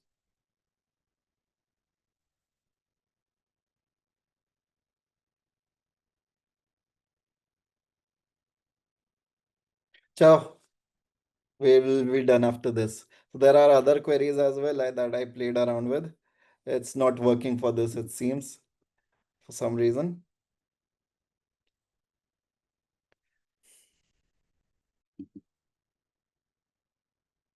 I like that we were able to break this and we were absolutely impressed by it as well. Like this is absolutely, this one was absolutely like blew my mind as well. Despite me creating the system, it blew my mind. But yeah, this was absolutely amazing. Uh, yeah, some boot cheap. Okay, yeah,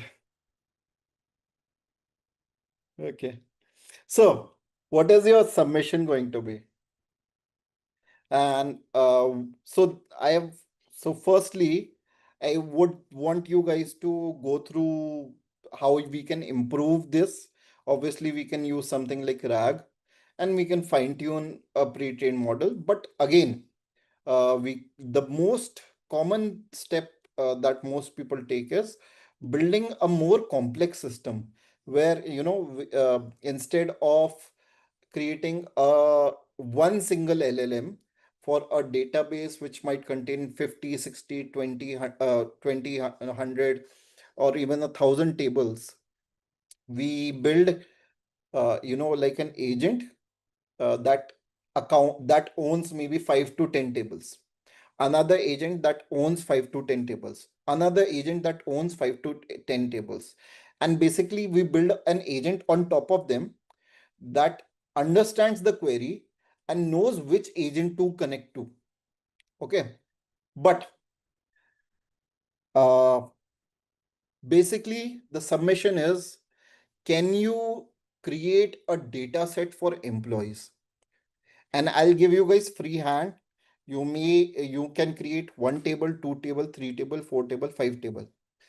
And again, uh, the table may or may not be created using Mockery, but I should be able to have access to both the data as well as the notebook that you have, that you generate. So is the submission clear?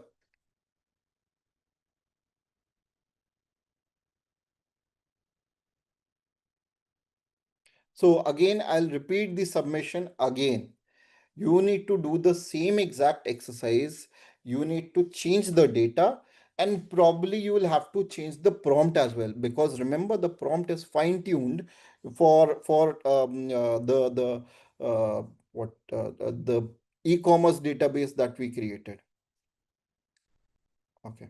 So would you guys like a a quick recap of all the things that we learned today?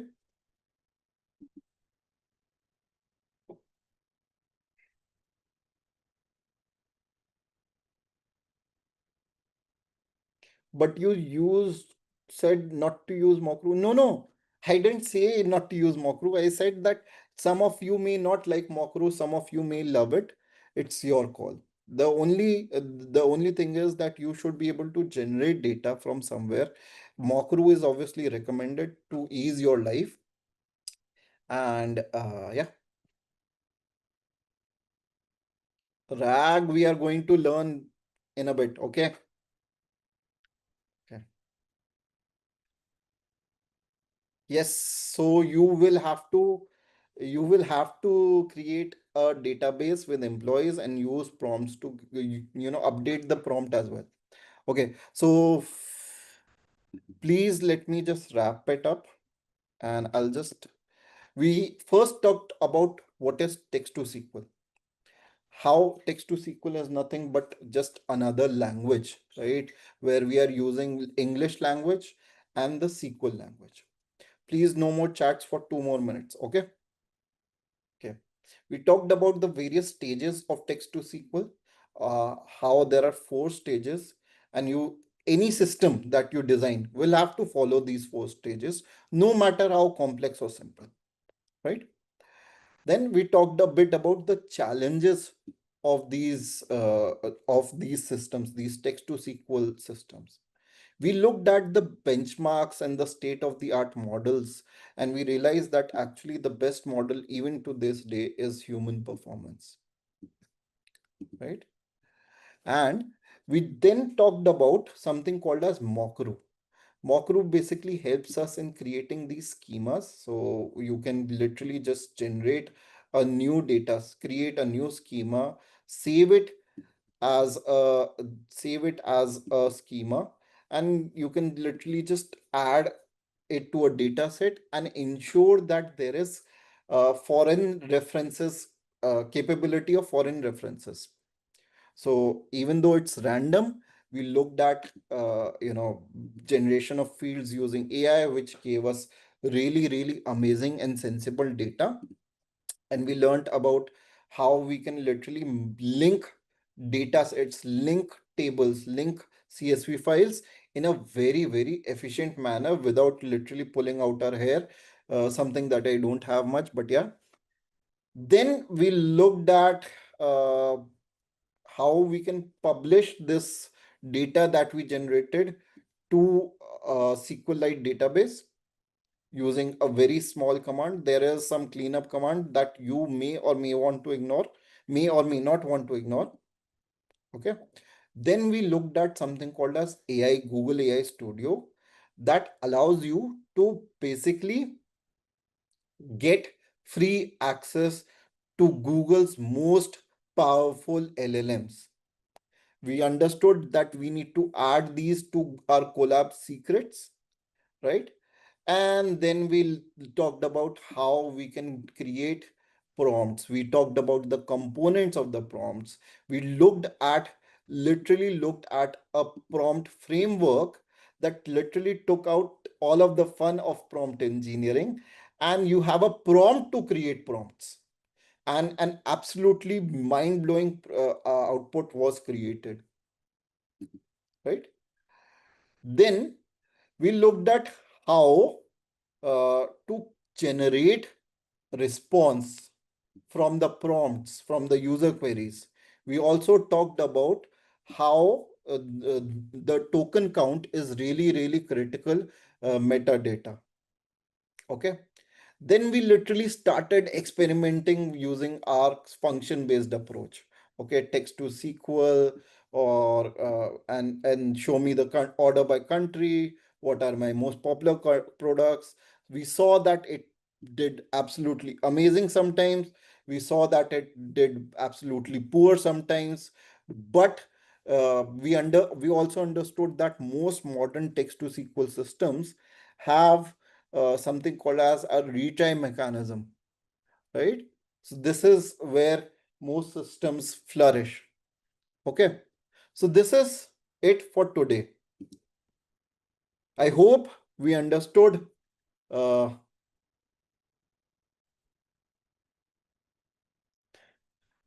okay. Okay, Sampoon GPT. So I hope you understood many things. I understand that we learned a lot of things today, but please remember, none of it was difficult. It was just a lot. Okay. It's okay to be these are meant to be information dense sessions. You guys can literally review the recordings, go through the sessions again as per your own convenience. Please try to do review it as soon as possible because the session is fresh in your mind. Yes. Thank you for my t-shirt. Thank you so much. I hope it was knowledgeable. I hope it was nice. And I hope all 300 people were listening. Now, I'll just take one more second just to download and upload the page as the notebook, and I would ask you guys to check if the notebook is available in the live section of the resources page, the resources section of the live page.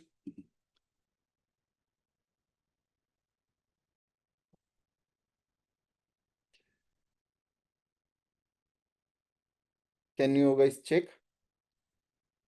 Varun, I have listed all of the links, Mokru, the benchmark, the unified prompt framework article link, all of those are in the Google Colab. Can somebody tell me if the notebook is accessible in the resources? Uh, okay. Okay. So let me just end live, and I have already uploaded it. I hope it will be available to you guys as soon as possible. And thank you for today. Thank you. There's no specific number of data, anything that you guys can generate. Okay. Thank you so much.